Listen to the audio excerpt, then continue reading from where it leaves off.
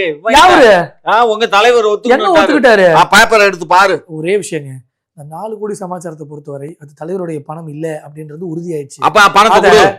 உங்க தலைவருடைய பணம் இல்ல கொண்டா மக்கள் எவனோ எங்கேயோ திருடி போற பணத்தை எங்க பணம் சொல்றது ரொம்ப அபத்தம்.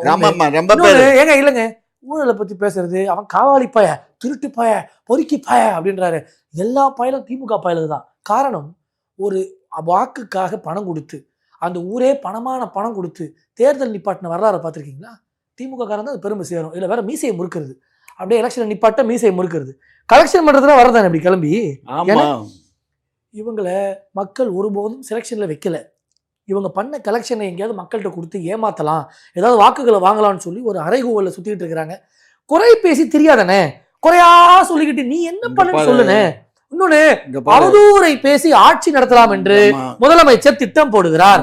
அவதூறை மட்டுமே நகைச்சுவையாக பேசி